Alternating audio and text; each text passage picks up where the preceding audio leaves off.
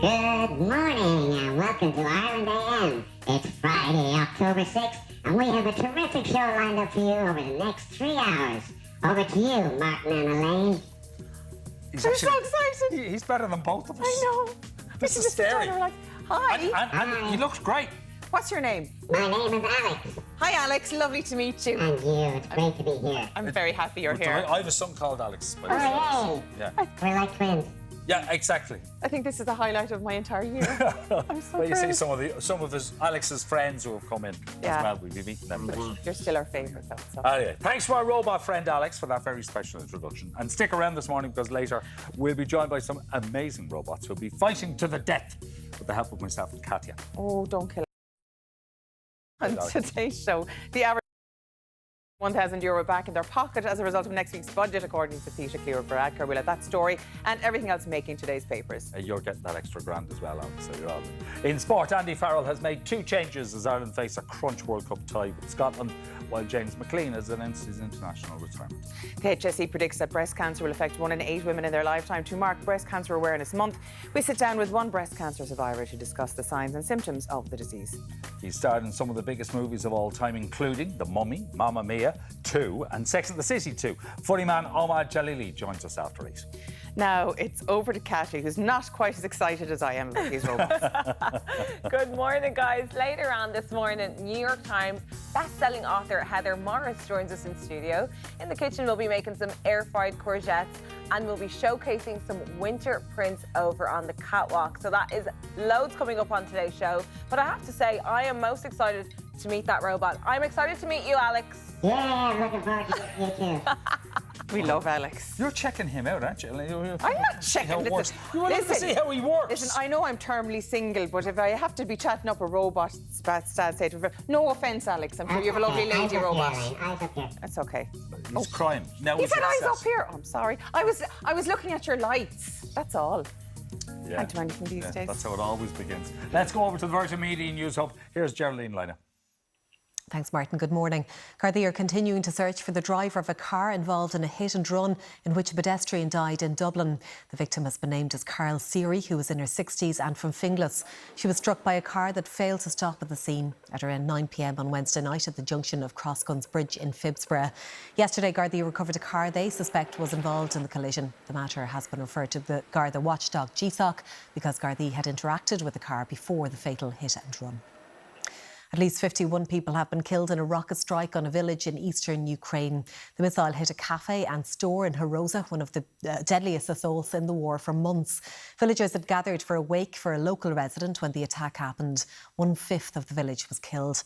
An 8-year-old boy is among the dead. The strike came as the Ukrainian president attended a summit of around 50 European leaders in Spain to drum up support for more air defences. Vladimir Zelensky denounced the strike as a brutal Russian crime and a completely deliberate act of terrorism. Emergency crews are battling to control wildfires on the Spanish island of Tenerife after a new blaze broke out earlier this week.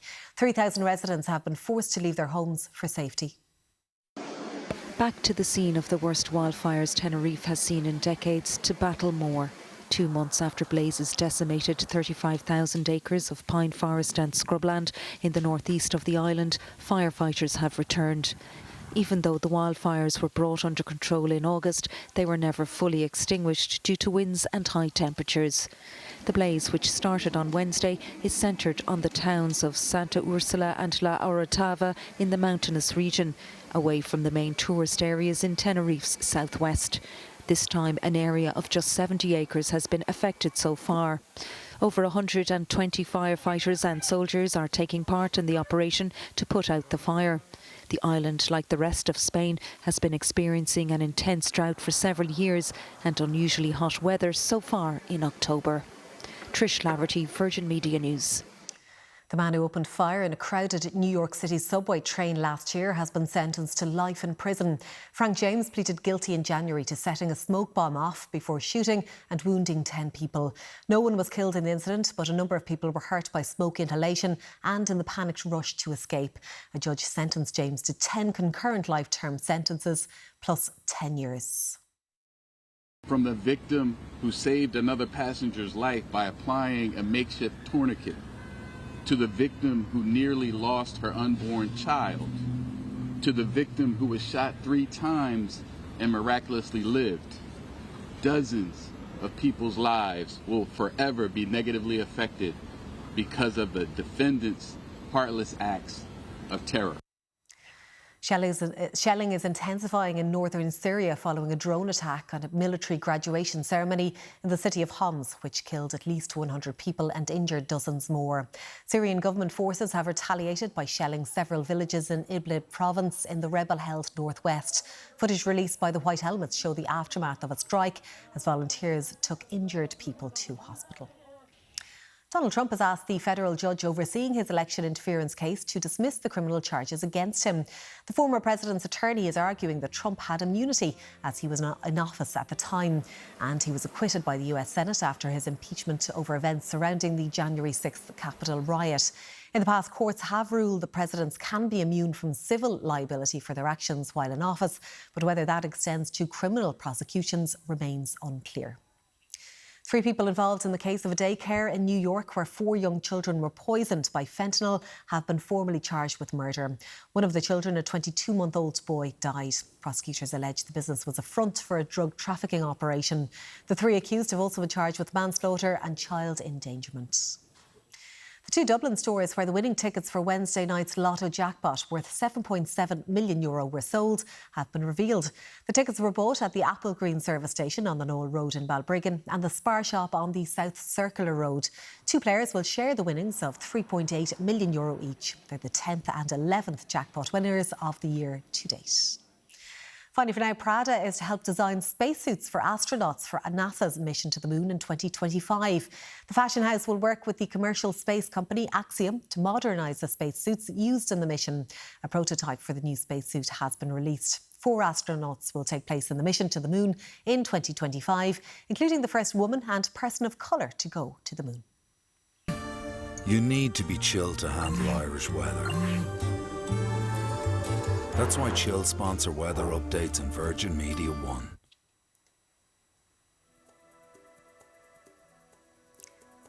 This morning we'll start out with outbreaks of rain and drizzle and some patches of fog and mist across the country. Temperatures will range from 14 to 18 degrees.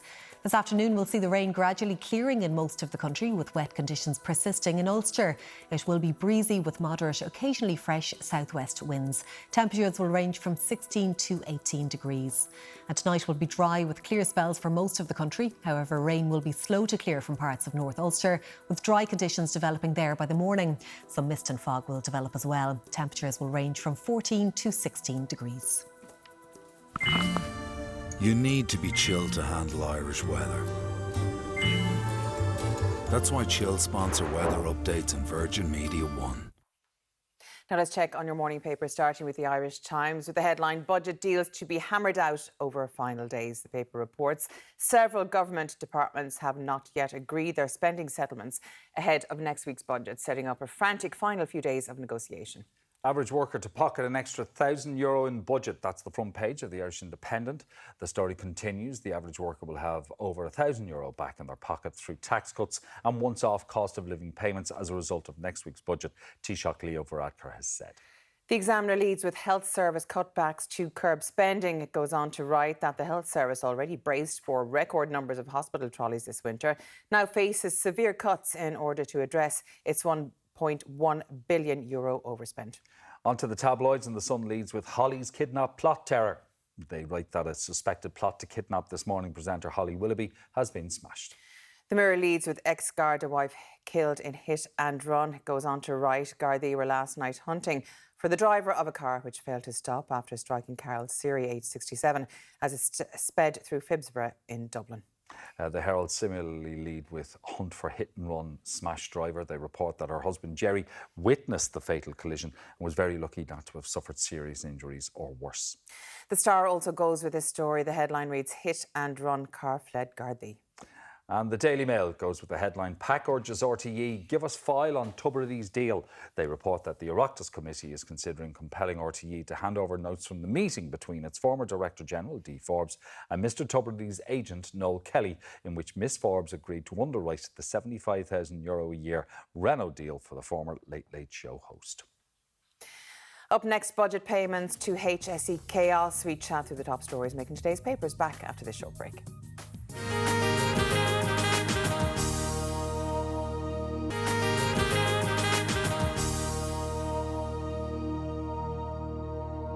Very welcome back to Ireland Day. Joining me with the top stories making today's papers, our reporter with the journal.ie, Lauren Boland, and deputy political editor with the Irish Independent and Sunday Independent, Hugh O'Connell. Thank you both so much for joining me on the show this morning. First of all, I suppose we go to the Independent and a very disturbing story, really, about an Irish nurse in Australia. Can you bring us through that? So, an Irish nurse living in Australia, her name's Eileen Gibbons, 38 years old. She was shot this week by her former partner at their previous home, and she's now in critical condition in hospital. She was rushed to hospital on Tuesday night and had emergency surgery. Her family have been given, it's been reported, like, great hope that she's going to recover. It's just a really sad story. It's another example of domestic violence. So what was going on here was that she was a victim of domestic violence and she had left the home, and then local media reported that she was gone back to pick up some of her belongings, and her former partner shot her, and he then also died himself by suicide. So police are investigating, but they're saying they're not expecting to make any other arrests. So yeah, it's just very sad. And I think here in Ireland as well, we're seeing so many of these stories. And just on Monday, the Aisling Murphy trial started in Dublin, which was obviously so harrowing last year. And now that's kind of on everybody's minds again. Even that story as well in the UK last week, where a young teenage girl, being attacked by another teenage boy.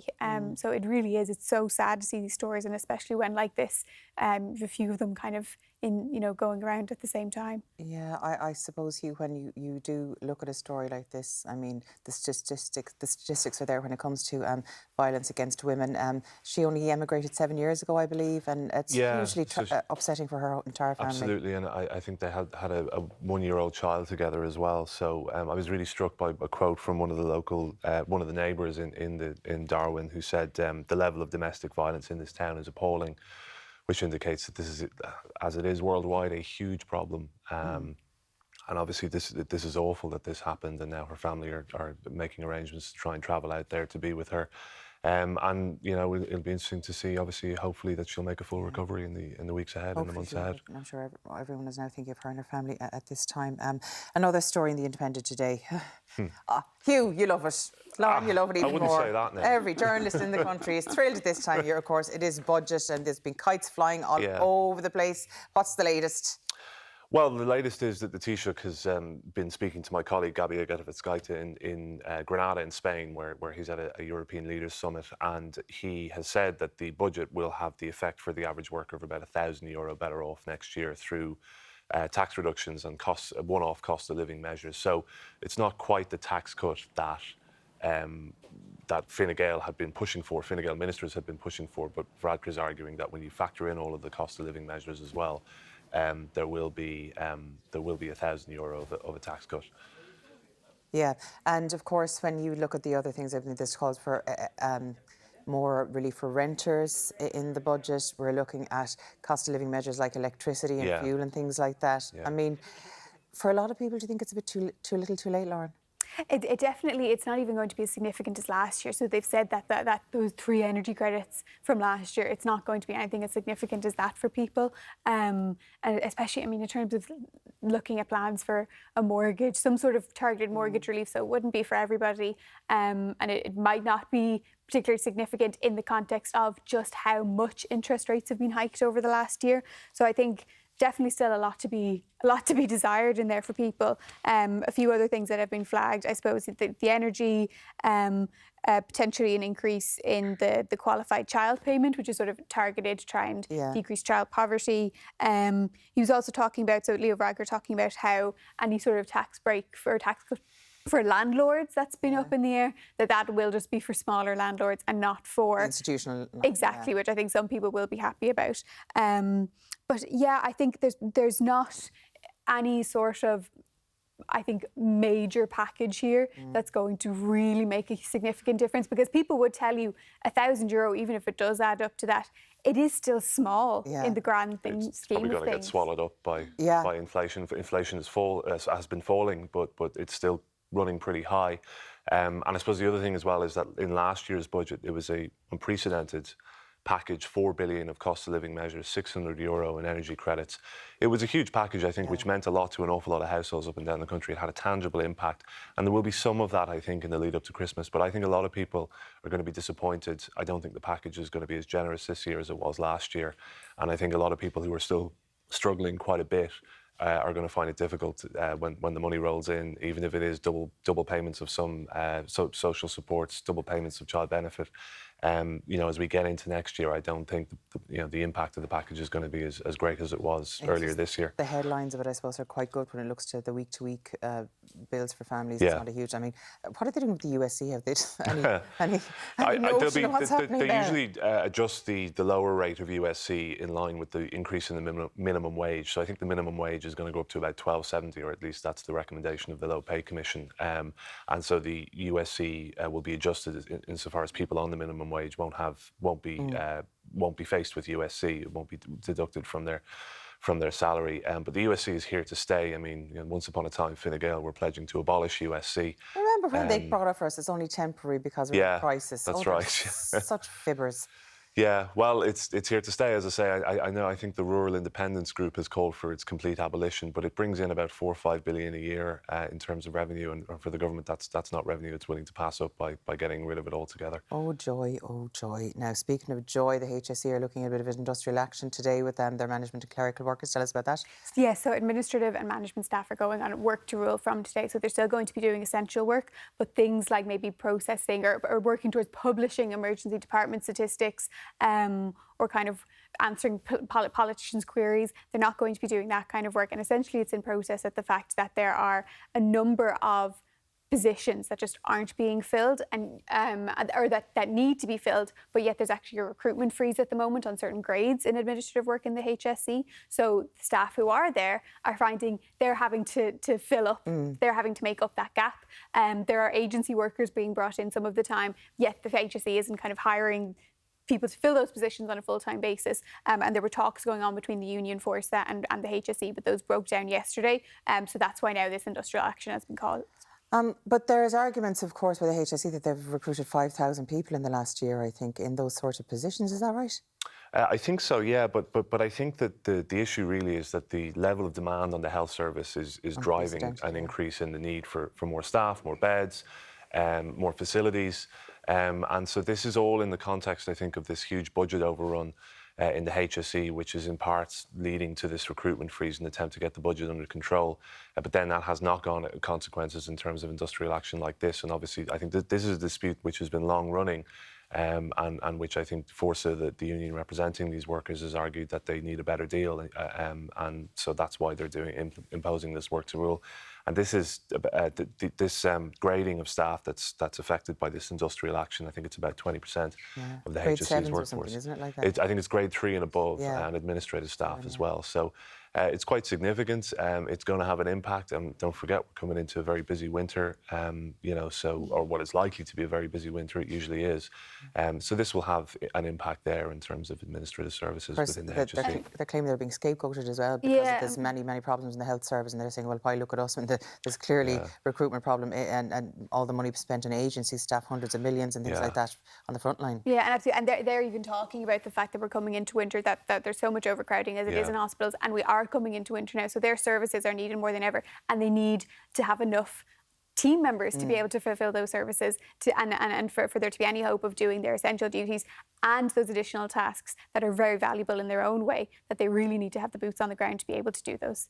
Lauren Hugh, thank you so much for joining us on the show today. Winter of discontent, don't you just love that phrase? It keeps popping into my head. Anyway, up next, Farrell has named his squad to face Scotland in Paris. We chat sport after this short break.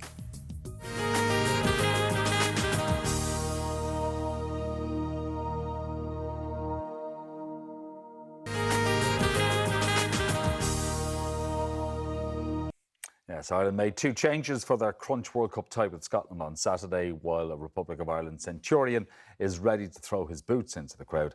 Journalist and presenter of the Tackling Sport podcast, Daniel Hussey, is here with the latest sports news. Good morning to you, sir. Good morning.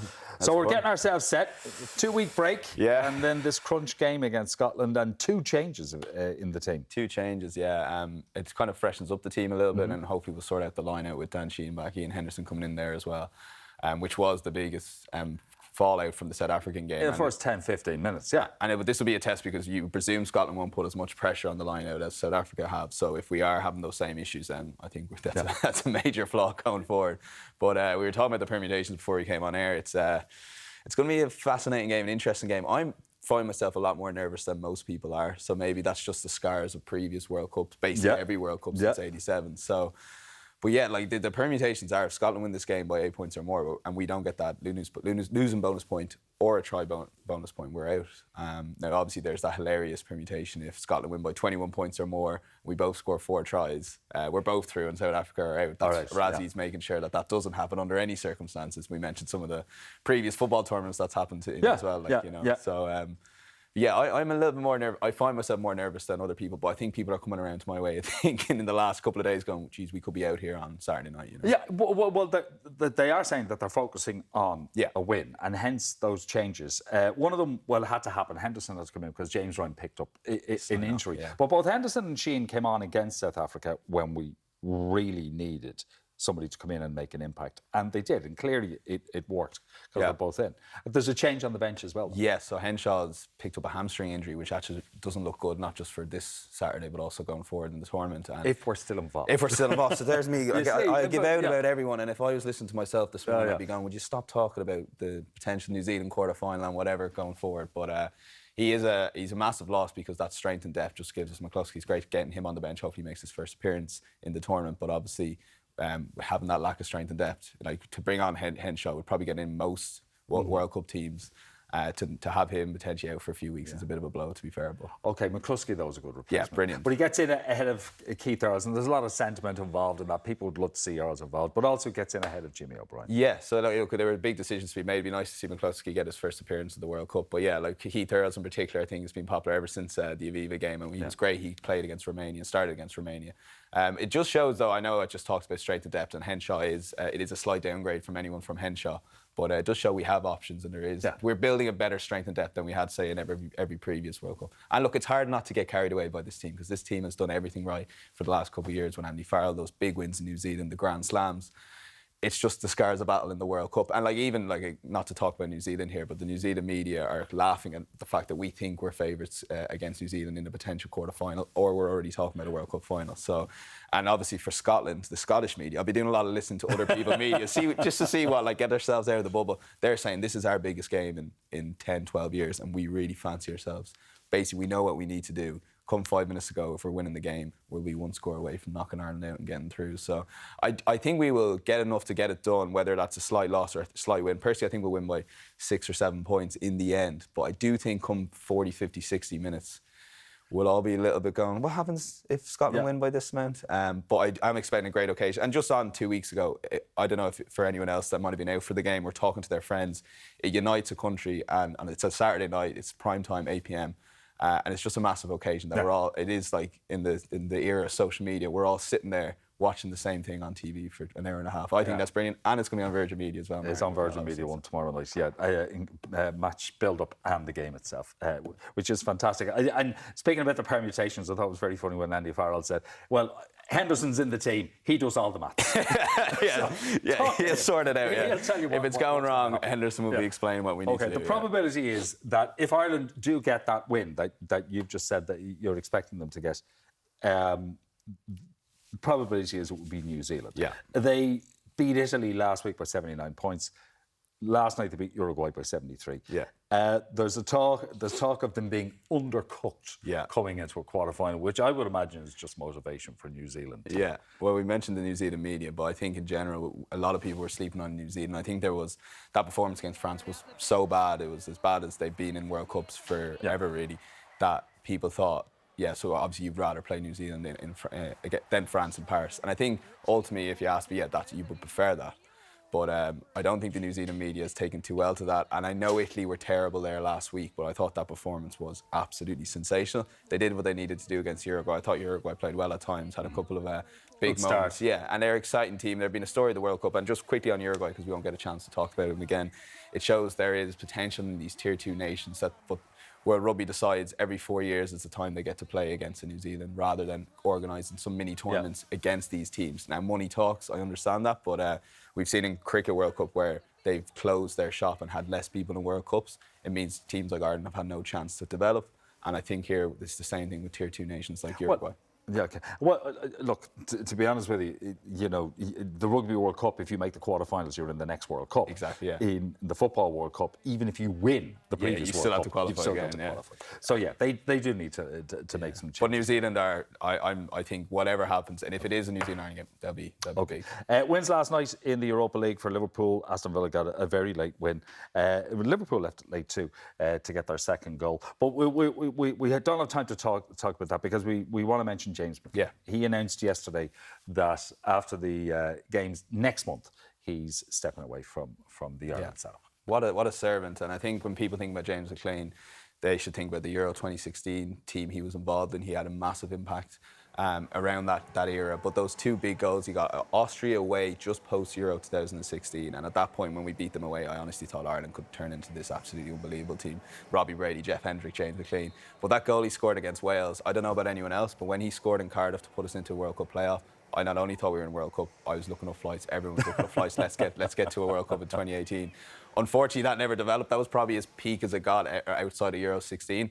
But on McClean, like through all the different managers, Kenny McCarthy, O'Neill, Trapattoni, he has been a long-standing servant, won over 100 caps. And my memory of him will be cheering him on in the Aviva when nothing's happening in the game. But James McClean's making a 50-yard run back to try and get the ball back for Ireland. So at the end of the day, he gave 100% to the Irish jersey.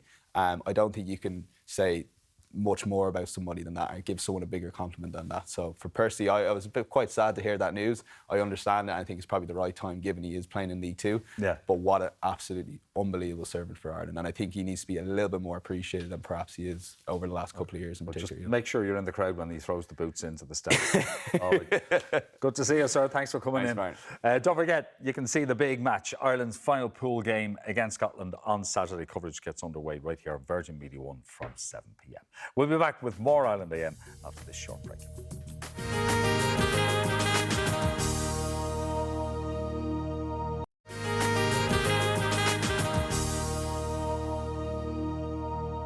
Welcome back. According to the HSE, 1 in 8 Irish women are expected to be diagnosed with breast cancer at some point in their lifetime, which makes it more important than ever to know all the facts. Joining us now is Tara Doonan, who was diagnosed with invasive ductal carcinoma last summer, and Corinne Hassan, the Director of Services for the Irish Cancer Society. Thank you both so much for joining us on the show today. Tara, I'll have to start with you. I mean, I can see you're wearing your pink for the month that's in it. Of course, everyone's focusing on breast cancer awareness this month. But your own story, tell us when you first realised you had an issue. Yeah, so start of last summer, I was just getting ready for bed. And felt a lump at the side of my right breast. Immediately thought breast cancer, but very quickly reassured myself that I was young. You know, it must be a cyst or hormonal. So I put it out of my mind, but as the week went on, it remained there. So I said I better go to the GP to get it checked out, even to see what had to be done with a cyst. My GP got me in quickly and did a thorough examination. Felt reassured after that appointment because she said the lump felt fibrous, which it did. It wasn't the stereotypical. So it wasn't the hard pea one, size. Yeah, exactly. It was soft and large. Yeah. So, but she referred me on anyway. So got an appointment at the triple assessment clinic in the Mater towards the end of August. So went up there, got mammograms, biopsies, ultrasounds, and got to meet the surgeon at the end of the day. And he told me that from the appearance of the scans and the lump, that it was cancerous. Okay, that's some shock. You know, I was researching invasive ductal carcinoma. The average age for this is 56, so I can imagine the utter shock that you must have had finding this out. And it's a specific type of breast cancer. Yeah. Like, do you remember how this specific type of breast cancer was explained to you? Yeah, so that's the only information I had at that appointment. So then I had to wait 2 weeks to find out what type of cancer it was and what the treatment plan was going to be. So those 2 weeks were terrifying. But then once it was explained to me that it was invasive ductal carcinoma, they were highly confident that it was treatable. That changed everything, you know, and I have to say, you know, my surgeon is very lucky, and how he explained it to me was so kind and professional and clear, like I had no doubt in my mind about what was going to happen. And that I was in very good, safe hands. What stage were you diagnosed at? Was it early enough? It was early enough, yeah. It's grade 3, but it was, I know now it was stage 2 because it hadn't left my breast, so it actually hadn't moved into the lymph nodes. Yeah. Yeah, so, but I was obviously very lucky, Oh that it God, was you're early. so lucky. And their treatment plan involved, I suppose, a multitude of things. Yeah, so I was lucky as well to get to do 1 round of IVF. We haven't had a family yet, so we were very relieved to be able to do that. We got to freeze some embryos. Amazing. Yeah, so then I had 5 months of chemo. Actually, yesterday, last year, was my first round of chemo. Wow. 5 months of that, and then a lumpectomy and 4 weeks of radiotherapy, which finished up in June. Now, Yeah. going through... All good now, got the all clear. Yeah. Got the all clear, which is the most important thing. I mean, it is scary, as you mentioned, a totally unprecedented time, anyone going through cancer. And that's why the emotional support is so important, just to navigate, you know, this journey that they're on. I'll bring you in, Corinne, because the Irish Cancer Society does amazing work. Tell us a little bit about your role and how you came in contact with Tara. Yeah. So I'm the Director of Services in the Irish Cancer Society, and we have a huge range of supports and services that we deliver to people who are impacted by cancer. And we say impacted, sorry, because it's not just people who have cancer, it's their family and their loved ones that can avail of the services as well. But we have a support line, which is kind of the first point of entry for a lot of people, or one of the daffodil centres in 13 hospitals across the countries, where we have oncology nurses who are sitting there ready to take questions, answer any queries that anybody may have at any stage of a cancer diagnosis, or even to say, I have a lump or I have a colour, you know, it has changed in my breast, I'm bleeding from my nipple, what should I do? But for a lot of people, the impact of a cancer diagnosis is massive. It upends a whole family. So we have a counselling service, so we can provide counselling in person to people with cancer support centres across the country, or through our own remote cancer support service. We also have a peer support service, which is really great, because a lot of times people will say, I have cancer, but I have a family and I have a job. How do I navigate all of this? So to be able to talk to somebody who's been through something similar and to be able to normalise all of your thoughts and all of your feelings is really, really key. So Tara made contact with our support line and speaking to one of our oncology nurses, and that's how she kind of made her point into the Irish Cancer Society. But I suppose whatever about the physical diagnosis, I mean, that is absolutely terrifying as it is. In a lot of cases, the psychological toll is huge, and sometimes unnecessarily so, because the fear that you experience without perhaps seeing that, not that there's any positives, but like that people can get through this, because breast cancer, there's so much research and so many new treatments every week. I mean, it's not the sentence that it used to be. Yeah, you're so right. Yeah, that was it. And I think once I found out that it was treatable, that's how I chose to approach it as well, that this is an illness I'm going to have for a year, you know, and at the end of the year or 2 years or whatever it may be, it'll be a small window in hopefully long, healthy life. And yeah, you know, just that I trusted the treatment, I suppose, and I trusted what I was told, and had faith in it, and it went exactly how it was explained to me. And there's more positive stories now, thankfully, with breast cancer than not, you know. So yeah, you're so right. And you mentioned IVF. Luckily, you said your cancer wasn't going to affect your hormones, and yourself and your partner were trying for a family 4 years prior. So when you underwent IVF, was that something you were recommended? Yeah, that was one of the first things the oncologist talked to me about. Asked me if I had a family and if it was something that would be interested in.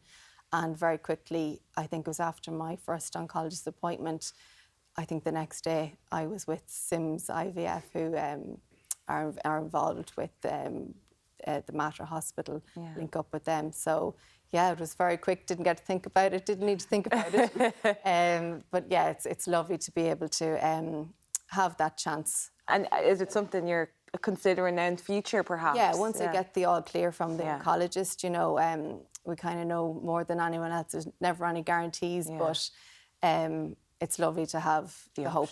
Yeah. But your particular cancer, it's not hormone sensitive. I know a lot of people have to be on like things like tamoxifen and stuff like that to block, but that's not the case with you. No, it's not, thankfully. I'm still receiving antibodies every 3 weeks to try to prevent recurrence, but then once they're finished, I don't have to go on any hormone treatment, which I'm so grateful for. Amazing. Yeah. It's such I mean, as I mentioned before, no cancer is good, but this is an example of the progress that has been made, really, Corinne. So anyone out there who might have had a recent diagnosis, there is hope. Absolutely, and the key is early detection. Tara is spot on what she did. She felt a lump, she went to the GP, and we're trying to encourage everybody to really know your body. And we have the Big Bing Breakfast this month for Breast Cancer Awareness Month, and we're asking people to come together to fundraise for the Irish Cancer Society for vital supports and services, but also to use that time to talk to the people in your group. You know, remind people, set an alarm on your phone for the first Monday of the month to check your breasts whenever you're in the shower, because you need to know what's normal for your body so that you can start to see what's abnormal for your body. So once you can get that early kind of detection. And I think it's important that you mentioned that the lump, because everyone would think it's like the hard pea that doesn't move. That was different. So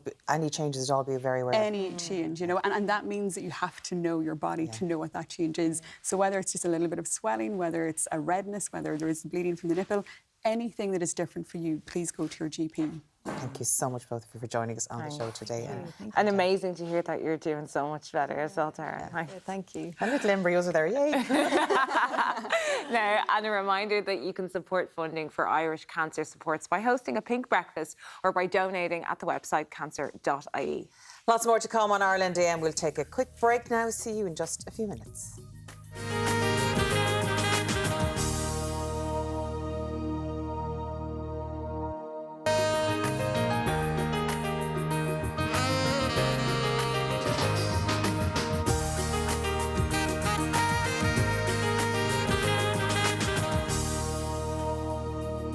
Now let's check on your morning paper, starting with the Irish Times, with the headline, budget deals to be hammered out over final days. The paper reports several government departments have not yet agreed their spending settlements ahead of next week's budget, setting up a frantic final few days of negotiation.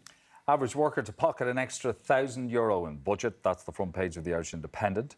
The story continues. The average worker will have over €1,000 back in their pocket through tax cuts and once-off cost of living payments as a result of next week's budget, Taoiseach Leo Varadkar has said. The Examiner leads with health service cutbacks to curb spending. It goes on to write that the health service, already braced for a record number of hospital trolleys this winter, now faces severe cuts in order to address its €1.1 billion overspend. Onto the tabloids, and the Sun leads with Holly's kidnap plot terror. They write that a suspected plot to kidnap This Morning presenter Holly Willoughby has been smashed. The Mirror leads with ex-Garda wife killed in hit and run. It goes on to write that Gardaí were last night hunting for the driver of a car which failed to stop after striking Carol Seary, aged 67, as it sped through Phibsborough in Dublin. The Herald similarly leads with hunt for hit-and-run smash driver. They report that her husband Jerry witnessed the fatal collision and was very lucky not to have suffered serious injuries or worse. The Star also goes with this story. Its headline reads, Hit and Run, Car Fled Gardaí. And the Daily Mail goes with the headline, PAC urges RTE, give us the file on Tubridy's deal. They report that the Oireachtas Committee is considering compelling RTE to hand over notes from the meeting between its former Director General, Dee Forbes, and Mr Tubridy's agent, Noel Kelly, in which Miss Forbes agreed to underwrite the €75,000 a year Renault deal for the former Late Late Show host. Now, moving on to some tax. As always, we love hearing from you on 0896 111 111. In relation to next week's budget, we do have some text flying in. Kate says, I have 2 children and it would cost way more to have them minded than I would earn at work. Really hope the budget takes crazy childcare costs into account. That's Kate. Ben says the cost of rent and living for our eldest who's in college is extortionate. He could never afford to go to college without our help. I hope there's something in the budget for students this year. OK, and Owen goes on to say the one-off payments for Christmas were really helpful and he hopes they continue. I have to say we've had a lot of texting about the robots as well. Sean says, I don't know about you, Elaine, but I happily date Alex any day of the week. He's a fine robot is our Alex. He's pretty smooth. Yeah. He's got his chat-up lines down. Yeah, he does, really, yeah. Even Anne said, I'd love to see Alex's presenting career continue. He's a real natural. AI is taking over. AI is taking over. And so we'll be out here next week. Paul says your new co-host is a little robotic, but we love him that way. We love him that way. We certainly do. Portrait Artist of the Year. Have you ever watched Sky Arts? Yeah. I have. It's been running for 10 years. 10 whole years, wow. Did Yeah. they have a competition or something recently? They did, because not only, like, for the last 10 years, they've been finding the Portrait Artist of the Year, they wanted to find the Portrait Artist of the Decade, and an Irishman has won it. No way. Absolutely. Gareth Reid was announced the winner of the Sky Portrait Artist of the Decade. He wasn't expecting it to happen. Yeah. He said he was delighted to be invited back to compete with all these other great talents, but he managed to take the prize. Who did he draw? Judi Dench. Wow. What a great... Yeah, well, of course you're going to win with that, Judi Dench. Come on, royalty. Absolute royalty. And now the portrait will hang in the National Gallery in the UK. Wow. Now, he's already got... when he won it in 2017, he did a portrait of Graham Norton, and it hangs in our National Gallery. Oh, I know that one. We can all see it. Yeah. Very famous. Yeah. Anyway, Gareth is a very happy man and has received many commissions since he won that in 2017. There'll be many more on the way now. Yeah, and well done to you. Now, get ready for a laugh. Comedian and actor Omid Djalili joins us next. See you in just a few minutes.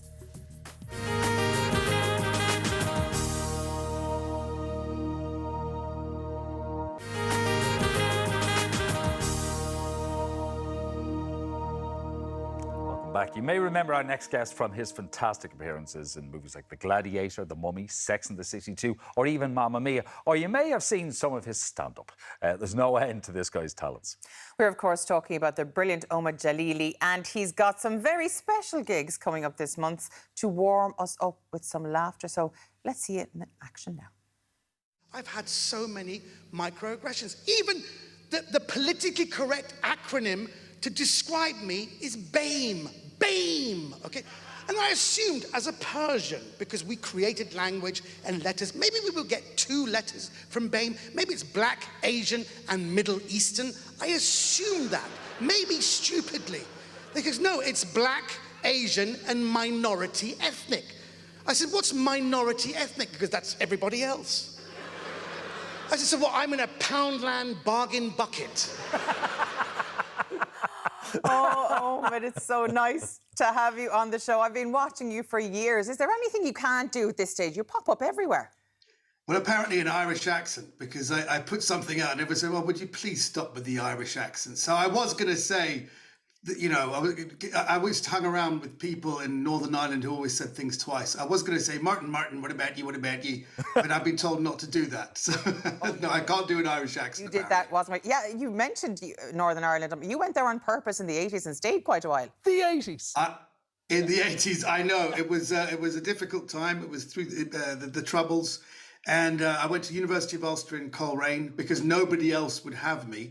And I spent 3 of the best years of my life. In fact, I would credit my comedy career to the Northern Irish, because in 1986 in Portrush, I saw my first Orange March, and I just asked someone, are the Dutch playing Northern Ireland in Windsor Park? In Windsor Park, they went, aye, these are all Dutch fans. And I went, go on, Holland.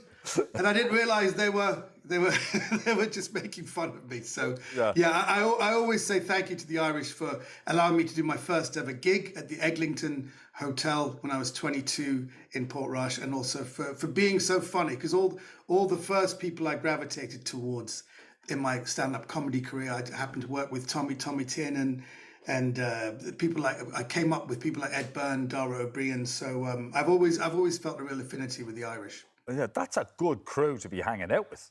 They're all Tommy, yeah, especially Tommy. I don't know what people think of Tommy. I mean, Tommy to me is, when you see a Tommy Tiernan gig, it's like reading a really good book.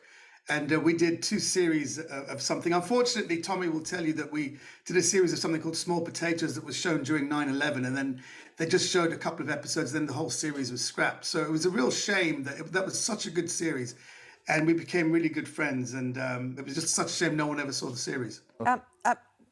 But going back to your college days in Coleraine, it wasn't exactly the most cosmopolitan city in the world, and particularly the university. I mean, there was you, I believe, a German fella, an exchange student called Herman, and a Nigerian lady. That was it, basically. Yes, we saw the whole, it was so diverse, we saw the whole gamut of colours from pink to beige, basically. Everybody was white. And it was, literally, I was one of only 3 ethnic minorities, one of whom was a German exchange student. But it was nice to feel that I was exotic, and I played for the university football team, and I remember my nickname was the Fenian Turk, so that's something I remember. Which showed that there was no cultural understanding at all. So I'd like to feel that I made a huge contribution to the understanding of multiculturalism in the 1980s. You know, we need to credit him as part of the peace process. Yeah. We really absolutely need to. I did. Let's talk about your acting career, because, you know, we start looking through the movies that you've been in, we go, yes, he was there. Yes, he was there. Gladiator, Mamma Mia, Sex and the City 2. It's been quite a career for you. I think I was quite lucky because Hollywood was just starting to give some roles to, you know, Arabs. That was the one thing. So I became like kind of the Arab scumbag specialist whenever they needed someone to come in with a couple of lines like this. This guy Omid Djalili. So and then that then grew when people got to trust me a bit more. So I did play some other roles. I got to play Picasso actually opposite Andy Garcia in a film called Modigliani. And I think you have to embrace how you start, and how I started was playing Middle Eastern characters. But it was good because I also told them you don't know how to write for Middle Eastern people. I mean, in The Mummy, it was on page, it was like not even a one-dimensional character. So full credit to Stephen Summers, who just said, you know what, why don't you just improvise and then we'll take the best bits, because it's true, we don't know how to write. Why don't you show us? So in those early films in the late 90s and early 2000s, they allowed me to riff and say, well, you can only make it, you can take from one dimension to 2 dimensions, but they allowed me to play around with it. And happily, what they showed on screen wasn't too bad, actually. It still upset a few people, but it wasn't too bad.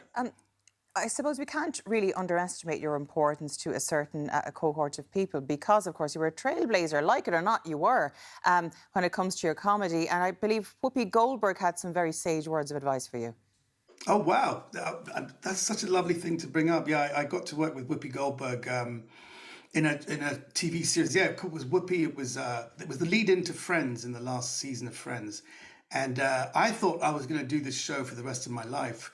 And Whoopi said, no, you have to keep doing stand-up. And I said, why? He goes, because you are, to your culture, brown people. I said, what do you mean brown people? She goes, no, you know, it's all Middle Eastern people, people from India, Pakistan. There's a whole gamut of people, Iranians, that you represent. And you're kind of like what Richard Pryor was for the black community, but you are, in the English language, 30 years behind the black community. So we had Richard Pryor, who then influenced Eddie Murphy. And then now you can see the influences of those early days on Chris Rock and Dave Chappelle, who 2 amazing comedians.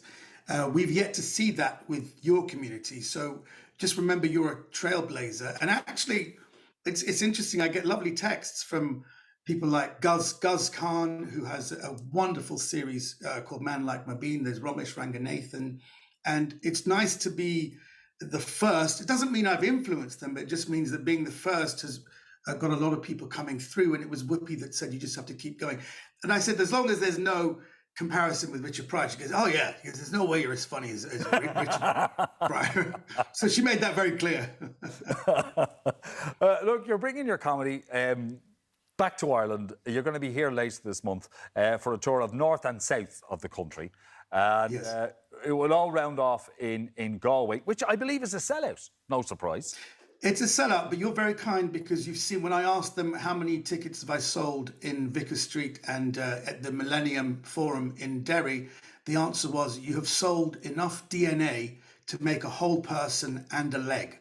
So you have to come on Ireland AM and try and sell a few tickets. Yes, but Vicar Street especially is one of the best venues. Honestly, it's interesting. I was with a band member of the band, Yes, Rick Wakeman, who lives near me. And he goes, are you going to Ireland? I said, yes. He goes, have you played Vicar Street? Because that's on my tour, because we played Vicar Street in 2006. This is Yes, who played some of the biggest, some of the biggest venues in the world. He said, Vicar Street 2006, I'll always remember it. It was one of the most memorable gigs of my life. So it really is one of the #1 venues in the whole of Europe. Yeah, I have to say, there must be nothing like the live buzz, though, of she's standing up in front of a crowd that are there for you and are laughing their heads off at you. Yeah, and it's interesting. Irish audiences like you to talk about them, which is why they love your Irish comedians, because they're very good at talking about Irish culture. There is actually so much to talk about, as opposed to English comedians talking about English culture. So because I have some kind of experience here, I think there's a few things I'd like to say about Irish culture, which would be, I think, quite enlightening, I hope. Or something that'll just get... I mean, last time I was in Vicar Street, I referred to the Great Britain as the mainland. And I'd done an hour before the booing had stopped. So I've learnt my lessons. OK, don't do that and don't do the accent again. That's the only thing. Apart from that, you're Thank you. Elaine, you look so horrified. That was so fun. Just ever so slightly, ever so... You should have known better. You should have. All right. Exactly. Omid, great to see you, and thanks so much for talking to us today. Lovely. Thanks, guys. Take care. Bye-bye. Catch Omid in action. Head over to omidnoagenda.com for information about all his gigs, including the Galway Comedy Fest. But you're sold out, so there's no point. Just go to Vicar Street or somewhere else instead. Now, up next, Derry, Dublin. fancy some air-fried veg? Yes, we have the perfect kids' healthy treat for you coming up in just a few minutes.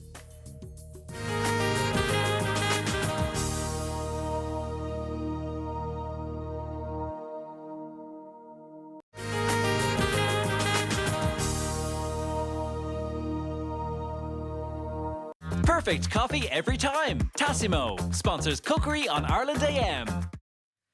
Sorry, I'm just fixing my hair. Talking about bold things. Anyway, you're very welcome back. If you're looking to impress the kids with a very healthy snack. Well, fear not, Chef Louise Lennox joins us today with some easy courgette chips. And I'm going to help her. So I'll make my way over to the kitchen now. Louise, how are you? What are we going to do? Well, I have to admit, so I've had, I'm not really into the air fryer. It's just like, do I need another gadget in my home? Yeah. And then my husband cannot cook, and he turned an entire oven on for 2 fish fingers for 40 minutes. So then I went, I am buying you an air fryer. So I've been experimenting with it. Okay. So it's like going out on a few dates. I haven't fallen in love with it yet. I'm kind of keen and interested, and I keep going back for more. So it has potential. Well, I have to say now, of everything I've made in it, this is my new favourite recipe. Okay. And courgette, it's one of these vegetables that lasts a long time in our fridge. People normally buy it and then kind of go, I don't know what to do with it. So I came up with the idea of making courgette chips because one bugbear, including me as a parent, of all people that have kids that may be fussy or just going through a picky phase, is trying to get more veg into them. And this is really, really nice. So, Katia, I see you've got beautiful nails. Hope you don't chop them off. But I did bring in... So this knife, I like using this knife because I get my kids to help me cook. Is that like a safety knife? Well, it is sharp, so I don't know how safe it is. But the one thing it is, it has this little sawing motion. So, like, normally at home I'd have, like, the big cleaver chopping knives I chop with. But this is great for kids because it's serrated. So they can, like, just saw through it like this. So I'm going to let you do the courgettes there. And we're cutting them like skinny chips. Like skinny chips, yeah. And the great thing about this is when you rename dishes into certain things that kids can identify with, it takes that mystery out. So if you said, I'm, going to give you some air-fried courgettes, they mightn't be as into. But when you say to chips, psychologically they link that in going, chips, I know what chips are like. They're not probably going to poison me. I might give them a go. So while you're doing that, I'm just going to give everyone a little what we're going to put them in. So we're going to put them in some flour. Now, what's really good here is to always try and do a slight noticeable difference. So it's something that they might notice. You're doing well there. I nearly thought you were going to lose a finger. Same here. Just to let you know, I'm not good with blood. So if you cut yourself, I will not be the person to go to for first aid. I'll do it. You're good, you're good. I can't cook, but I can do first aid. Yay. People used to always come over to me like, don't come over to me. I'll actually faint. And I'm not making that up. That's a true story. So I've just got some plain flour here. That's lovely. You can toss them into that bowl there. Okay. So this is just plain flour. And this is just going to coat the courgettes because if you try and put the egg on, which is the glue, it won't actually stick to it as well. Okay. So we just need to put on some flour. And then what I have here is... That's just any old flour? It's just plain flour, but you can use self-raising. It doesn't really matter what flour you use. And then I've got onion granules here. This is going to add a little bit of flavour. And a lot of the time, if you get certain fried chicken or anything that's kind of coated, they normally have got onion granules in it or in a lot of dips. So is that like garlic salt or something like that? It's not salt, so they're granules. So it's like dehydrated onions. Is that what the smell is now? Because it is strong. One so a little earlier thing going on here. Yeah. But I can smell it's gorgeous. A little goes a long way. But you know, if you're like, I don't enjoy chopping garlic or onions particularly, so this is a great cheap way of getting it in your and especially for getting that flavour in for kids. So what you're trying to do, and this is the great thing about home cooking, is that you can put in the plain flour and then you can bring it on another little bit. So only that they kind of go, oh, that's a little bit different, and it's training their palates. And then if you get beyond that, you could get some garlic granules as well. It's completely optional. And then, and a great thing is when you get them to hold them, they're immersed in the smell. So it's one way of breaking down the sensories of them averting these actual smells. It's really a trust thing when it comes to kids and trialling foods, from the sounds of it, isn't it? It is trust. Well, I think anyone's going to feed you trust. I'm not going to poison you. So then the next thing I like to do... Don't come to my kitchen anyway. I'm going to get you to toss that around. I think you underestimate your cooking, Elaine. Oh, really? I don't. We need to have a cooking day. No, we do not. Elaine makes a good porridge. She'd make a good... I don't actually even make a good porridge. I had to throw out my pot, and I did RIP to my pot because my husband burnt it so bad, and I taught him how to make Myself porridge. and Gordon are basically spirit animals, I think. The only thing I have that I use is the air fryer, so I get where you're coming from with that. He was scared to turn that on for 4 days. It's foolproof, the air fryer is.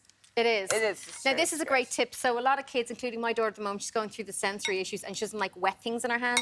So if you have kids that don't like doing it, you can get them to break an egg into a little bag and scrunch it up like that. Again, it's a way of getting them into the cooking, but like not repelling that, like if they don't want to use their little fork. And then pour that in there. And then I'm going to get you to mix that around. And now here I have my crumbs. Squeeze it all out. So with kids, you always need to do a slight noticeable difference, something that they're into. It's called food chaining. So I've got cream crackers here, and what I did was you can bash them up in a bag like that with a rolling pin, or you can put them in a little food processor at home, and it gives a really nice crumb on it, and it's really, really dry. It's not overly coloured. And the other reason I use cream crackers is we always have them at home. It's one of my son's favourite foods, especially when he was with his like extreme fussy eating. And then I flavour this again with some Parmesan. Parmesan has a lovely flavour because it's got umami in it. That's the fifth taste. We've got the receptors in our actual in our mouth, and so a lot of people don't like know about it, and it's Japanese for savoury or delicious. So when you smell bacon cooking, it's that just draws you in. So then what we're going to do is we're going to toss those in here super quick, and I like to do something like this with plastic because kids can help, and it's really, really light. Bowls, they can go on the floor and they can break, and then that's a mess in itself, and then just take them out after tossing them, and then it's optional. I like to just put a tiny little spritz of oil on them. It just makes them a little bit crispier, and I did put these in the air fryer, and then here they are finished. Now, I do have asbestos hands, so I can like take these out and not burn myself. Wow. And another fun way as well, like little novelty things, you can also like, I got these in hardware store, and they're little fun. Oh, I've got dips for you as well, Elaine. I've got little fun. Do you like ketchup? Do you like, what's that, mayo? This is sour cream, and this is creamy guacamole. I'll have creamy guac's guacamole. gorgeous. Yes. It's really important when you are feeding kids that are fussy eaters that you bring them to the table with something that they like. So if ketchup is very safe food for them, it is in my house. Serve them the dip with the ketchup, and by putting the dips beside each other, they're seeing them, they're smelling them, and you could even get them to serve like your chips in the dip and put a little bit beside them. But don't force them, don't pressurise them. And look, there's a little like ready-to-go chips. What do you think, Elaine? I'm going to try the ketchup. The Parmesan is lovely. It gives a nice little kick, doesn't it? That's almost the umami. It's like the panko crumbs, isn't it? The Except it's much cheaper, and they can be hard to get. And like a whole thing of cream crackers, I think I bought these in shops today for 55p. Panko breadcrumbs can be $2.50, and it's much cheaper, and it gives it a much finer crumb for kids. So simple, so delicious. Thank you so much. These are gorgeous. Louise. Thank you. Full recipe details are on our website, as always, or you can follow Louise on Instagram. Just search for @Louise Lennox. Up next, myself and Martin go head-to-head with some boxing robots. So let's face it, I'm definitely going to win. We're back after this break. Perfect coffee every time. Tassimo sponsors cookery on Ireland AM.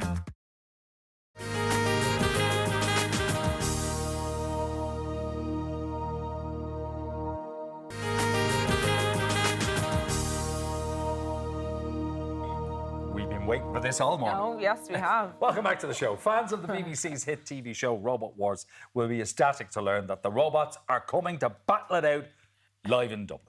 This weekend in Tala, we'll play a host to Robo Riots, an event that sees the biggest, baddest, next-generation robots fight it out.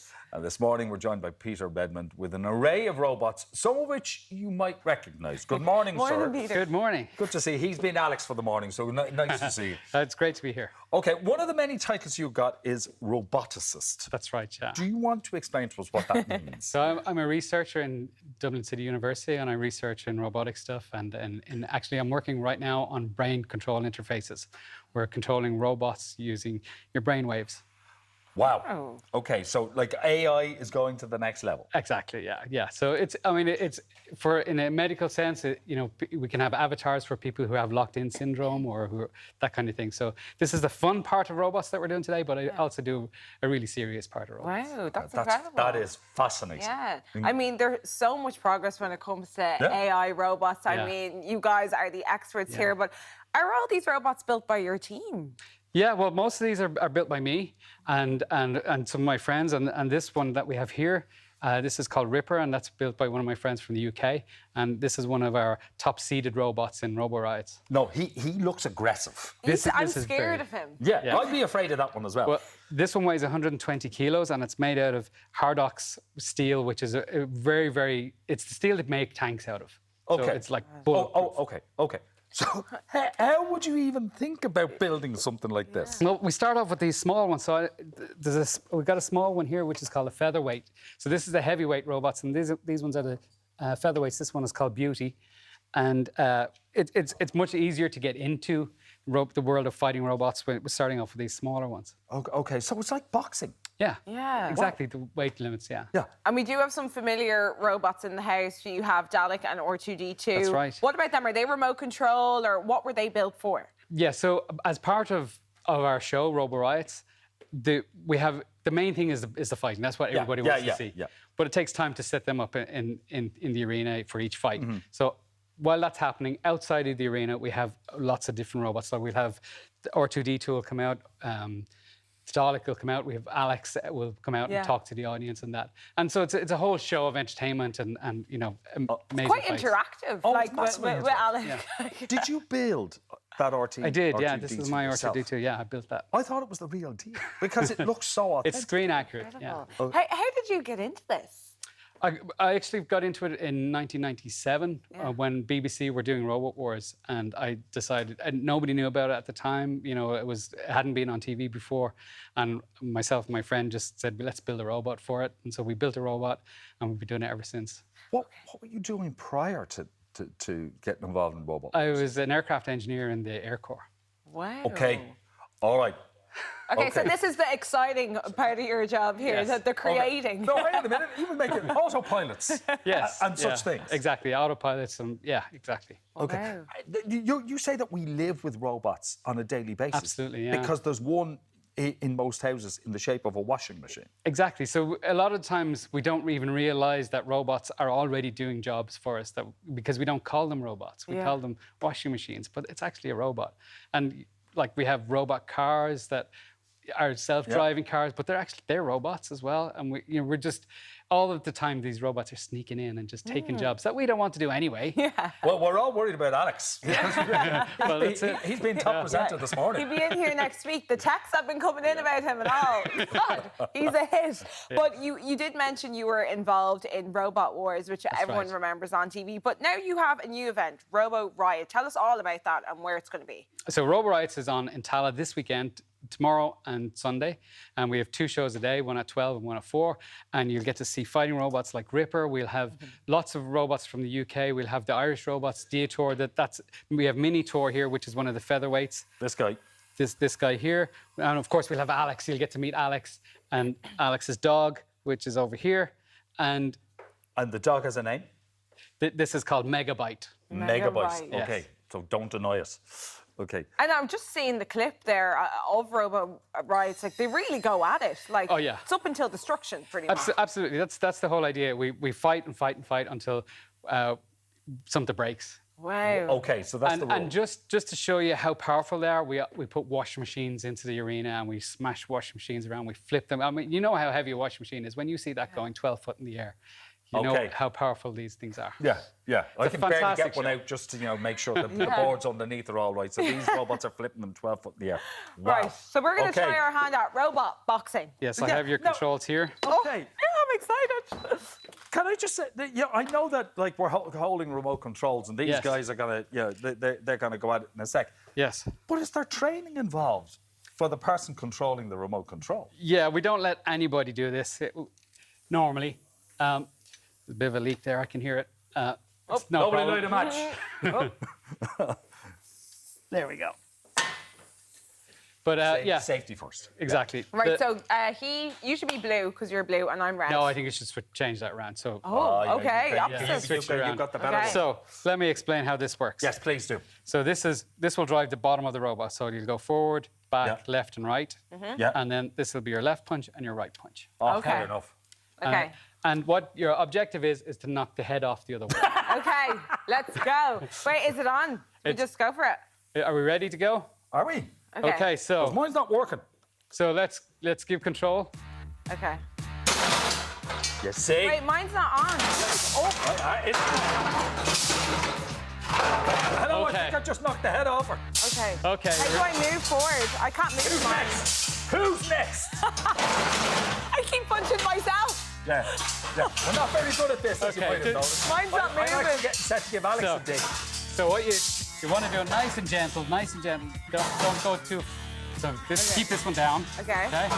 Which going one? off here? And then blue reset. Yours just got beef with everyone. Yeah, it's just. Who are you looking at? Who are you talking to? Is the watty turned on? Let me just check over here. You have to come up and punch me. Is the watty on? I think we're supposed to go near them. Oh, there we go. Now we're there we go. Okay, settle down. Okay, you ready? Oh, there we go. There we go. Come back there, chicken. Oh, yeah, I got you. Oh, yeah, that was a low blow. Back up a bit. All right. I don't think back this up is a quite bit. working. Peter, Yes. we're dreadful. But the people who are going to be at Robo-Rides tomorrow... Are professionals. Are professionals. Okay. They know how to operate these guys. We haven't got a clue. Yeah, no, We didn't even get near our good best. go. Thanks, Peter. Thanks so much, You're very Peter. polite and very kind. OK, Robo-Riots. It's on tomorrow. National Basketball Centre in Tala, and indeed on Sunday too. And tickets are still available at mechatrons.ie. Actually, roboriots.ie. There we go. Robo-Rights.ie. That's why he's here. That's why he gets the big bucks. Yeah. Now, still to come, best-selling author Heather Morris joins us. We're back after this very short break.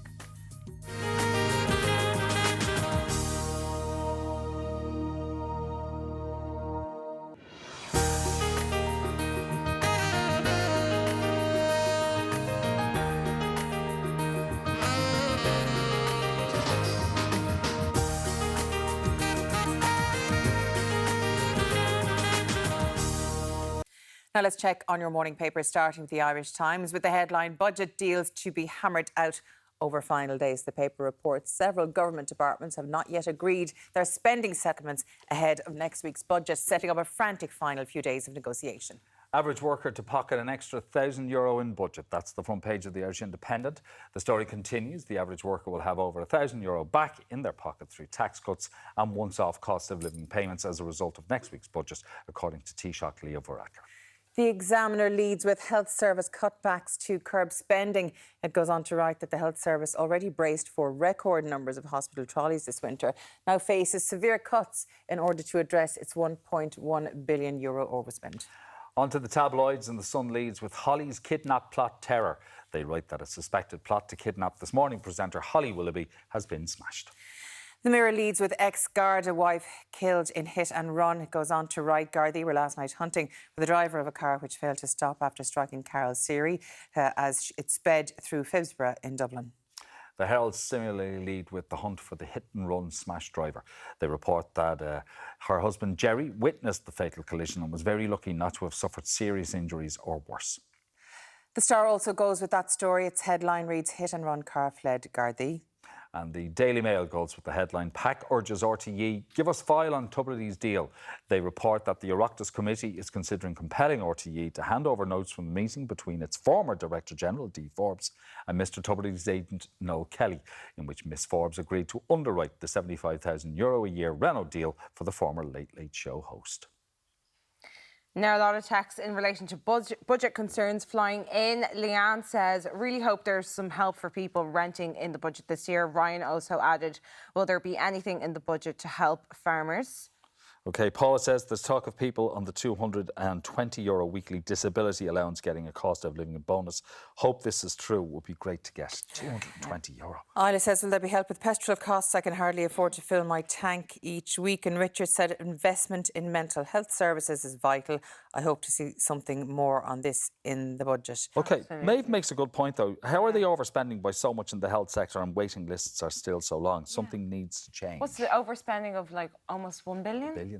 Yeah. But they're talking about cuts. Yeah. My mother, God rest her, always said once they'd abolished the health boards, it all went downhill. Yeah. You know, because it was seemed to be a lot more efficient back then. Sarah says, will there be help with childcare? It's so needed here. James says, are they going to provide relief for people on tracker mortgages? I mean, everybody wants a slice of the pie, but I mean, there's... It's a cost I know. There was a time when if you had a tracker mortgage, you were delighted. Yeah. Whereas now it's a different story. People were delighted with, because literally the rates, the ECB rate was so low for so long. Yeah. And the people who were stuck on their like 3.5, 4.5 interest rates were like, ooh. I know. Yeah. Well, they do say we're due hopefully an extra grand in our pockets just for what we need as everyday people. So we'll have to wait until next week to find out. Yeah. €20. That would work out about €20 extra a week. So, better than nothing, as the exactly. man says. Anyway, keep them coming. You know the number, which I always forget. 0896 111 111. I'm a disgrace. That's my cue. Now coming up, her debut novel, The Tattoos to Auschwitz, was a global hit. Author Heather Morris joins us next.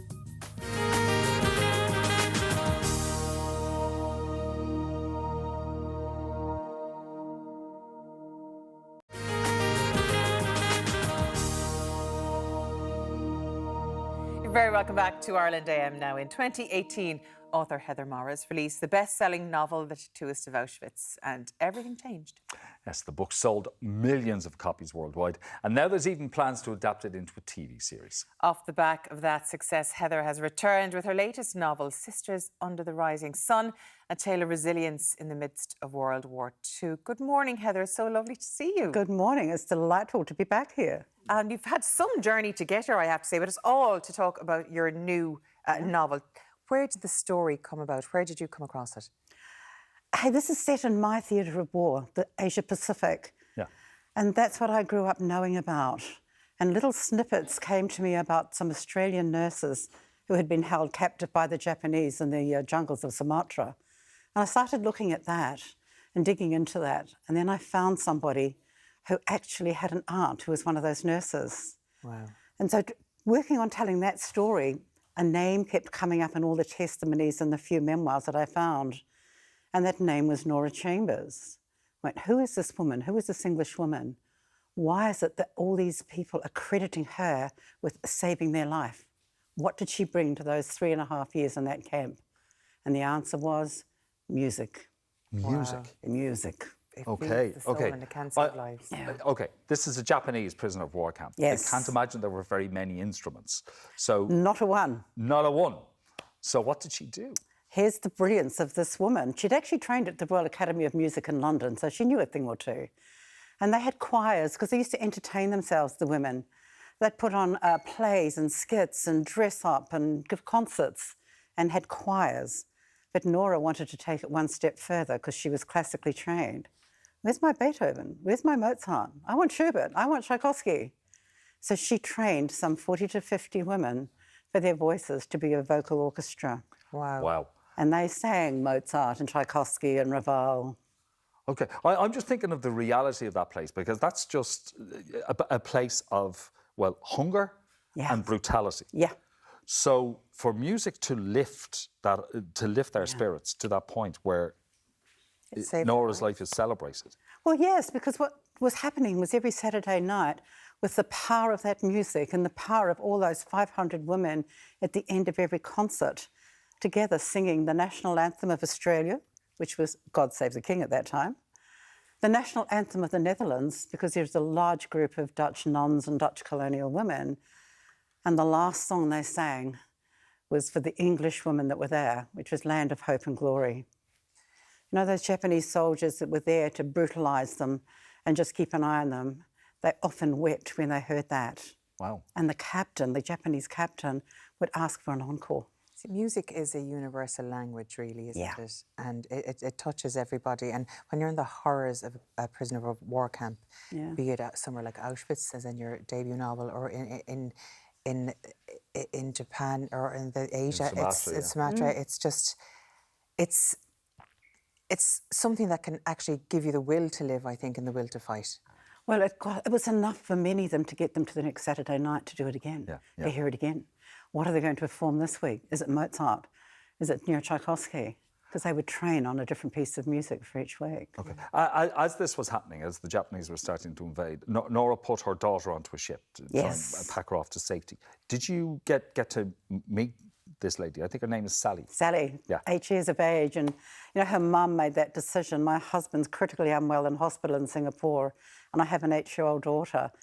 Can you imagine the choice she had? Who do I look after? Who do I care with?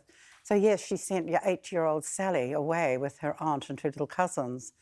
And, yes, I met Sally and spent time with her on the island of Jersey, where they all lived. And she was in 87 when I met her for the first time last November. And, oh, she's amazing. But to do what you do, you need to be really good at listening and embracing people's stories. And that's something that's vitally important that not everyone can do. Yeah, and I don't really know why not, because it's really not rocket science. You know, the simple act of shutting up and listening to somebody doesn't seem to come natural anymore. But do you feel that you have a special affinity with people, or are you just really interested in what they have to say? I'm really interested. Yeah. And I have been since my great-grandfather taught me that if I did shut up and listen, it wasn't only people that you would hear, it would be the sounds around you. And by identifying the sounds around you, in my case, you know, I was on a dairy farm in New Zealand, whose tractor is it that's puttering down the road? Which one of those dogs is barking at the cows isn't going to get a kick up the bum later on tonight? And it was just these little things as a child I learned to actually tune into. I subsequently worked for over 20 years in a major hospital in Melbourne in the social work department. Right. We can only help somebody or attempt to help somebody by listening. We need to talk about the Tattooist of Auschwitz, because originally was that supposed to be a screenplay? Well, that's what I wrote it as, because I didn't know how to write. Well, I've never had a writing lesson in my life. You know very well now. I'm working on it. Sort of work in progress.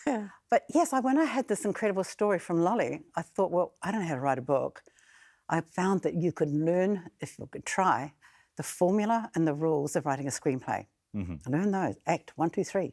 Do not deviate. Only Quentin Tarantino gets to deviate. Yeah. So you don't do that. Follow the rules, and you've got yourself a script. It's a pretty crappy script, but you know, I got one. Yeah, and how did that develop into the book then? Well, it took about 12 or 14 years. And was that all? I hung on to it in this format. Think about it. I needed to think about it. No, I was trying to get it actually developed into a film. And I actually had a production company in Australia who optioned it for 6 years. By that time, I couldn't do anything anyway. Yeah. But I was visiting my brother and sister-in-law in San Diego, you know, complaining about those sods 100 miles up the road in Hollywood.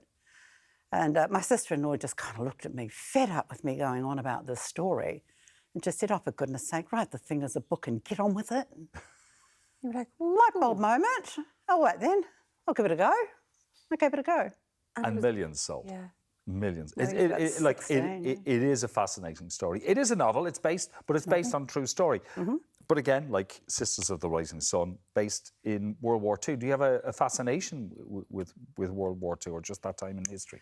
Look, it's a nice period of history that's not too far back, that there are still people with living memories of that time, either the people themselves who went through that, or their immediate family members, that next generation.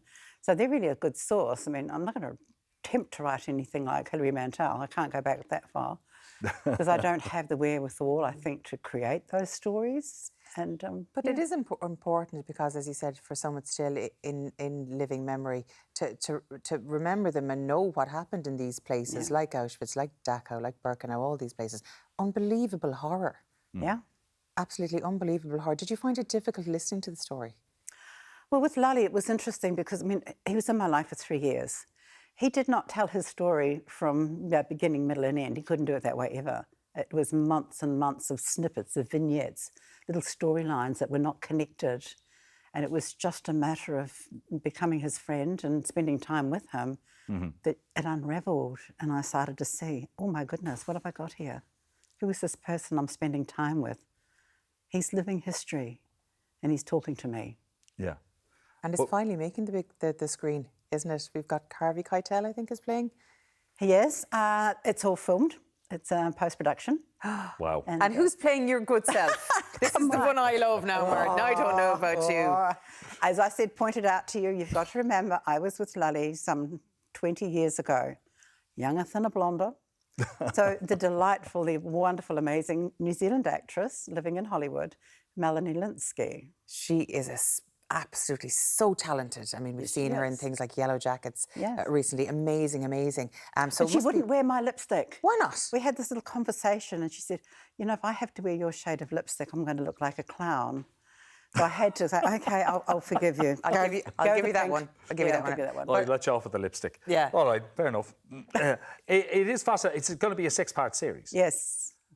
How are you about sitting down to watch it, or have you already seen kind of the rough cut? It's just such a cringe factor for me, except for seeing the young actors playing the Auschwitz-Birkenau scenes and the incredible Jonah Hauer-King playing Lolly as a young man. He's a wonderful, wonderful.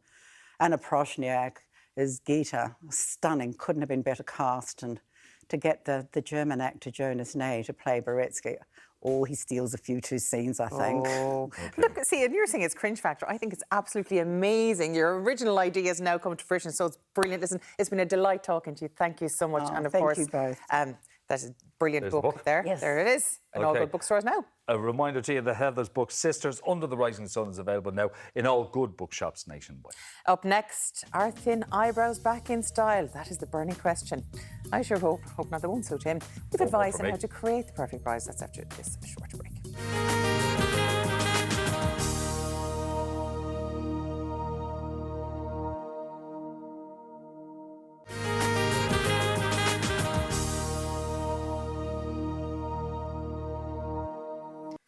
You're very welcome back. Beauty experts were aghast this week when Kim Kardashian was photographed looking unrecognisable, all in the name of fashion. Yes, Kim K graced the cover of CR Fashion Book's latest Muses issue with some ultra-thin 90s style eyebrows.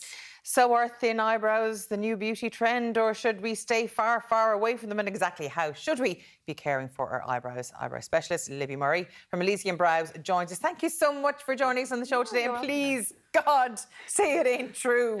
No good comes of skinny brows. No, I think fads and trends like this come and go. And the likes of Kim Kardashian, because she's such a super celebrity, she has the ability to come and go through fads and trends as she wishes, because I'm sure she's got like magic serums and powders and, you know, lotions and potions to create whatever look she wants when she wants. Yeah. And I also think that it's not necessarily realistic. I think that's more makeup than, I don't think she's actually taken all her brows off. I think it's more bleaching and lined. And I suppose if we look in the Linda Evangelista days, I forgot that she had those super skinny brows as well. They were huge for a time. Sure, we all went through the 90s. I remember I got rid of all my eyebrows in the 90s. It took a long time to get them back. I've noticed that's one thing my mum says to me, is that she would shave half her eyebrow off, and now she's like, it hasn't grown back since. So she's left doing the penciling for the rest of her days now. But I just think when it comes to trends, like, we've learned maybe it's not best to stick with them, because we've had the thin eyebrows. Then 2012, when Cara Delevingne stepped on the scene, bushy eyebrows were back, even a unibrow, like as far as a unibrow. You know, I wouldn't go that far. Madonna's daughter, Lorde, so she was kind of making a bit of an influence back then.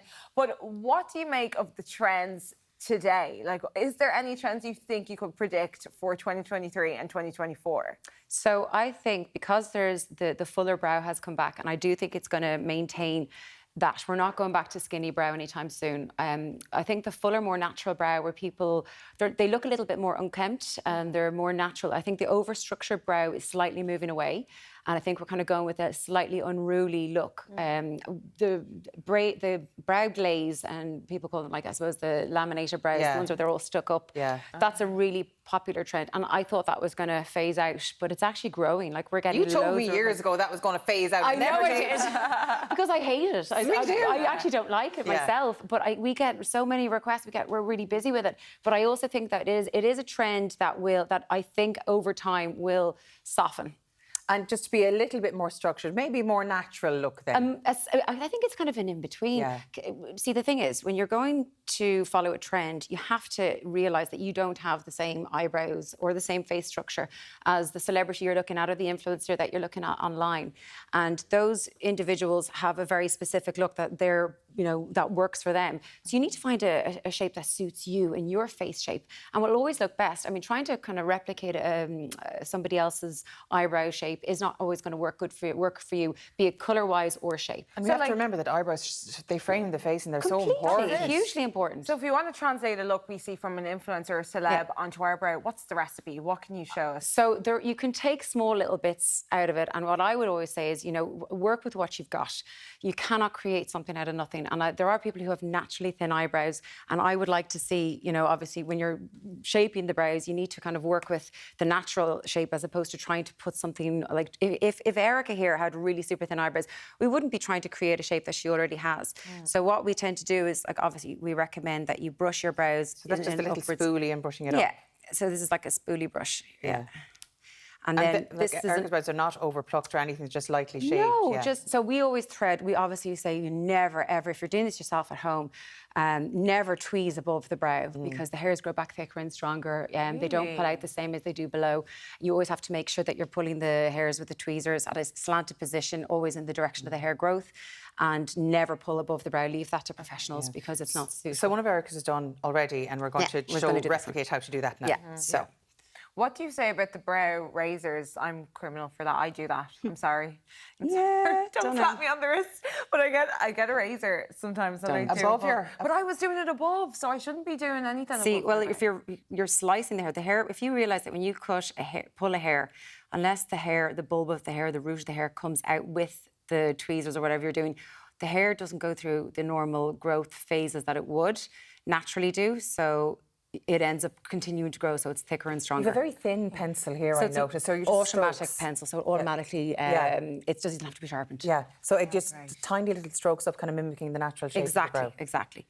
So obviously you're kind of going with the natural shape of the brow, and like light feather strokes is all you ever really do. And then obviously when you're putting it on, I like to soften it back up again. So when you brush it through again, it makes it a little bit more natural looking. So now, I hate to sound mathematical at all, but do you need to be careful with angles, like 100%. Where the eye ends and all that? So we measure the brows out through the corner of the nose, through the corner of the eye, through the outer edge of the eye and up to the end. That's how we get the length. To get the arch of the brow, we always go through the outer edge of the pupil and up, and that's always where the arch point is always here. And it can be different on both sides, on each side, because the shape of the face isn't always the same, and one eyebrow will tend to be higher than the other. So rather than trying to, I would always say, never mimic one side off the other and use it as a mirror. They should always be symmetrical. I know the old adage, side brows are sisters, not twins, but I believe that they carry their own story on each side, and if you find a shape that works for each brow, they will always look better. So after we do the penciling now, what do we have next? So obviously then, you could use, if you had thinner brows and you didn't have as full a shape, you could use like a cream. And that would kind of give a more fuller, definite shape. I always put a brow gel on just to hold it in place. If people want that brow glaze look without having to go to a salon to do it, we often say, just get a good clear gel. You can use a coloured gel as well. Like we have a coloured gel here. And that just gives it a bit more thickness. It gives it a bit. Well, it gives a little bit more hold, and it kind of gives you that kind of upward manicured look, and keeps them in place all day. So if you're out and about running around and I suppose doing your work and going to the gym or whatever, you can. So that's step 3. Basically we brush the brow, then we use the liner, then we would depending on the shape of the brow. If you really want a stronger look, we recommend using like a cream, and so there's like a little brush, and then you can has a pot. And just a question on colour really quickly. Some people might have their brows maybe too dark or too light. What's the secret for getting the right shade? So we tend to kind of go, our recommendation would be to either go a shade up or a shade down depending on what you're looking for. Everybody has their own desires. Like I think if you've got dark hair, people they're trying to have really light colour brows isn't going to suit you. It would look ridiculous. It would look ridiculous. Hence the bleach brow. So a shade darker than your own hair, or a shade or two darker. A shade or two darker always Yeah. looks best. Yeah. I think if you have a really good natural shape on your brows anyway, trying to kind of stick within the shape of the brow is the most important thing, and finding the colour that is just slightly darker than your own hair is what I would recommend. Thank you so much, Libby. Educational once again. Now up next, in need of some prints for winter. Fear not, we're at the catwalk after this short break.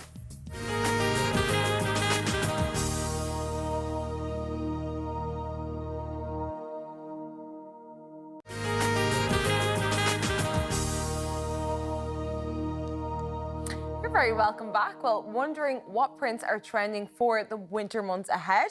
I've got stylist Laura Jordan with me, and she has all the answers. Good morning. Good morning. I'm actually happy that, you know, we can do prints in the winter, because I was totally unaware. Yeah, we tend to think floral in particular, which is 3 out of our 4 looks this morning, is for spring, summer. It comes every single year into our spring, summer collections.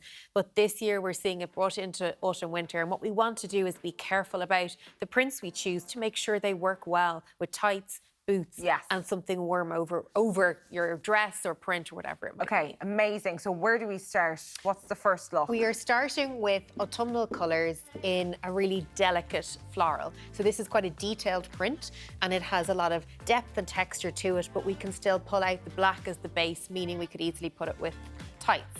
Starting with the jewellery, all our pieces this morning are from GV Designs, which are available on their website and also in Arnott's in Dublin.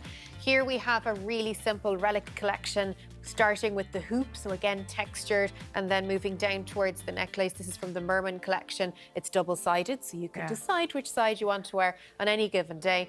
And again, note that their products are made from recycled metals, so you know, it's very big at the moment. That's the direction jewellery is going. It really is, and please look out for that when you are purchasing, because it is an important aspect and element of jewellery design and manufacturing now. Our dress is from Ali Grace in Carrigaline in County Cork, also available on their website. They've click and collect and phone orders too. What I like about it is the twist cinch in the centre. You know, I like a V-neck, I like a sleeve. It's flattering. Is flattering. Again, we don't like lines that go straight across, cutting off the waist. We want a bit of curve. What do you say? We're 3D. We're 3D. We're We are 3D. not designed to be 2D, you know, straight line. Always movement and curve. We always want to see items cut on a curve. It's so important. And what about the ring? Ring also from the Relic collection. I love the curve of this ring. This is available in 5 or 6 different stones. But here, just a really simple stone that just falls, and it could go on any of your, you know, the sizing in this one is a medium, but it could go kind of on, I like the fact it could work on a, you know, on a pink. Or an index finger. You don't get that with a lot of rings that have the curve, making it versatile for that reason. And then our boots are from Aldo, available in Mary Street and in Blanchardstown Centre. What I like about these is they have the subtle platform, the suede is lovely and soft, and it's that sock boot finish. When we go for a boot of this colour in that tan tone, it does actually work with black. So if you're thinking, can I wear black tights with those? The answer is yes. They'll also look great with denim. Yes, and they're comfy too. Now this next look. So when we're looking at how to bring metallic into a winter print, you can see the silver threads that are delicately running through this, and we've pulled it in with the silver jewellery and silver detailing on the jacket as well. Starting with the jewellery, we've gone with a very simple heart-shaped hoop. So it's like a hoop with a difference. Just looks like an interesting curve from the front, and when we turn to the side, we can see the heart shape on it. So again, just something with a small point of difference and a beautiful option for gifting as well. Really simple necklace as well in this piece here. I love a delicate necklace on bare skin and then something chunkier over knits, etc. But for winter florals, we usually have a thin fabric with a floral print, and prints generally, so it works well to have more delicate jewellery to complement it. Absolutely. The jacket from Balut Clothing is a great option aside from black or brown. If you're saying, do you know what, I have a black leather jacket, I want something different, this is what I call a very smart cardigan, because people often say to me, I'm at work or I'm on the go, I need something to throw over a dress. And it's quite transitional if it's not super cold out, but you need something. Absolutely, and work over like t-shirt jeans, but it's got that cut shoulder and that beautiful cinch on the waist, which complements the shape and indeed the items underneath it. And again, this really simple dress here from Balut Clothing, all available, both items on their website. It has that tiered layer, which I like, the V-neck and the sleeve again. Is it sheer almost a bit? Exactly. There's a lining underneath it to the knee, and then it has a sheer finish at the bottom, which looks great with a bare leg. But then when we get into a little bit colder weather, again, I've chosen dresses with a black base. That means you can wear black tights with them, which is important. And then really simple bracelet here as well in the silver finish. So again, depending on the metals you're wearing, on the zips and buttons, and indeed the dress, we're pulling in the matching metal. And then we've gone for a pewter heel as well, or kind of like almost a bronzy finish. Complements the silver. Exactly. So again, and it would work with gold as well, but just to have a difference from a winter boot, to see how you can dress these dresses up and get lots and lots of wears out of them, which is what we're all about. Amazing. Now, this red number, red is a colour I've been seeing a lot, which I'm happy about. We'll start with the jewellery. Yes, so starting with the Freshwater Pearl collection here, again from GB Design. So a simple and easy kind of way to add contemporary pearls to your wardrobe, because a lot of the time we kind of tend to associate them with more of maybe an old-fashioned way of jewellery designing, but this really is bringing it bang into 2023, and I love the way these pearls are arranged. Again, all available through their website and in store in Arnott's, and a delicate finish high up on the neckline, which will work with a slightly higher neck, which we see here. It's still the V shape, but it's sitting higher than the others we've had this morning. Red is the colour of the season. You're wearing yourself this morning. It's everywhere, absolutely everywhere. So we've gone with a simple jacket over this dress, because again, sometimes I'm asking, what coat do I wear over the dress? Again, how do we incorporate our coat into our look rather than throwing a big puffer on and kind of covering it? Yes, covering it all up. So please think of that and incorporating coats into your wardrobe as you get ready for your season ahead. Our bracelet here, again, it's got pearls just on the other side, Derby. You can see when you turn around the bracelet, you can just spy those on the very front of it there. They match beautifully with the necklace, so it all just combines. Lovely set idea again with Christmas around the corner, not to mention the C word, but it's something to think about getting ahead. These are a tan finish boot in leather. Very popular with the wooden heel, so a little more casual than the other ones we've had on this morning. But again, great if you've got a bare leg, because it blends and lengthens. Yes, so neat. But also will work with tights, as we said, because again, it's not brown, it's that tan kind of caramel finish, which looks really well on those finished pieces. Now, for someone who says, I love print, but I just don't, some people are highly averse to florals, a small number. We have to cater for those as well. So here we have our winter print. Again, in this piece, we're looking at something with a bit more pizzazz and punch. This 60s shift is really something that is timeless in the wardrobe. Again, going for the simple silver here, looks great with a monochrome black and white. This dress from Ali Grace, again, Carrickline, County Cork, all available through their website, in store, and indeed click and collect and postal. Really simple, easy. The dress as well. Yeah, so that's the Ali Grace piece. And then when we look at the different options in that there, the shoes there from Aldo and the jewellery there with Juvi, we have a really, really simple, delicate silver option in there. Stunning. I love how you catered for everyone. Thank you so much, Laura. OK, it is back over to the lads on the sofa. Yeah, it's coming up on tomorrow's show. He's the host of one of Ireland's most popular sports podcasts, Second Captains. Kieran Murphy will be chatting to us. We speak to music enthusiasts and wheelchair users, Niamh and Carl, on the accessibility challenges they continue to face. And where to go for a Halloween holiday. We investigate spooky locations for a trip. OK, I don't know if I want one of them. No. We're scary enough here. All right, all that plus cardigans on the catwalk and Irish cocktails in the kitchen. Joe, them are happy now, as well as news, sport and weather you're waking up to. We'll see you tomorrow from 9 o'clock. Bye-bye.